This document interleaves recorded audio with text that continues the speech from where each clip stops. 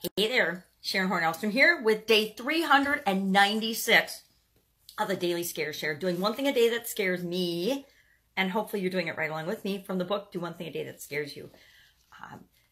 I started at the beginning of the book again after the end of last year. I told myself last year I was going to stretch my comfort zone. I was going to find ways to move me toward what it is that I want. And the only way we get what we want is by going for it. And a lot of times going for it requires that we stretch our comfort zone, that we get a little bit out of ourselves and out of our own way, and we figure out what works for us.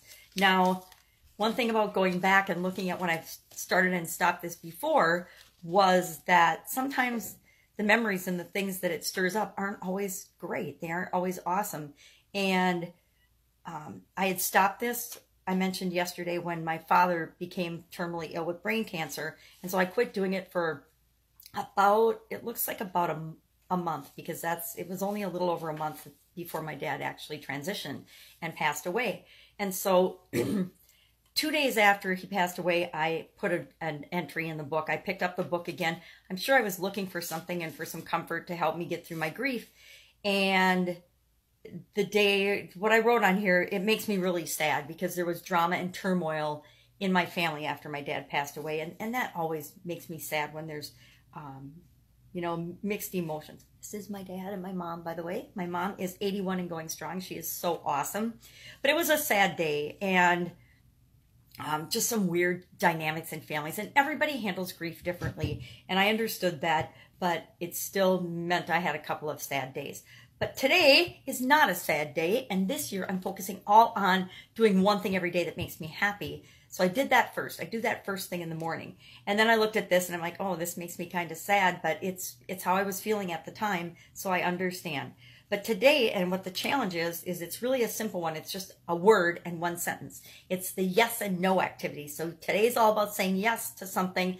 Tomorrow, of course, will be about saying no to something. And I think this happens throughout the book. I don't know how many times, but several times throughout the book, they have I just say yes to something and I say no to something. So this one was, today I said yes to, and then just blank lines. So it's something that we need to say yes to.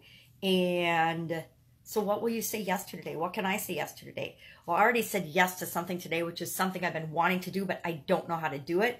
It's a technological thing on the internet, online, and it has to do with pictures and graphics and video and flipping things and changing things, totally outside my area of expertise. But I will figure out how to get that done today. Now, I'm not saying I will personally do it, but I will figure out how to make sure that that gets done today, so I can say yes to that, because it's something I want to do anyway for a project I'm working on, and I would like to know how to do it, but I also know it's outside my skill set. It's outside my comfort zone. And it's also outside my area of genius or anything that I'm remotely good at. So it's the kind of thing I should probably outsource. So I might say yes to outsourcing and asking for help on how to do this particular technical photo flipping effect that I want to have on a website that I'm working on and a project that I'm working on. So I said yes to that already at about 4 o'clock this morning, 4:05 maybe. I was answering somebody's request,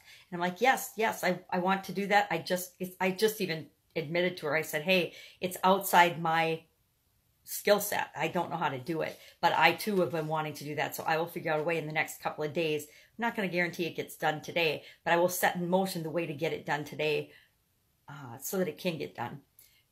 And now there's a lesson in that for myself, that I can say yes to something and committing to getting the result that needs to get done without me actually having to be the one that does it.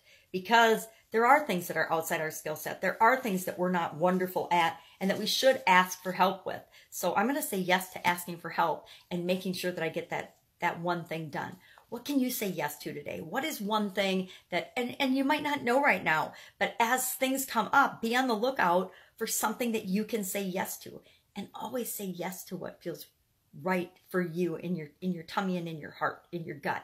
Always say yes to those things, because those things are for you and for your best interests. So go out, make it a fantastic day. Don't be scared. You got this. I'll be with you tomorrow.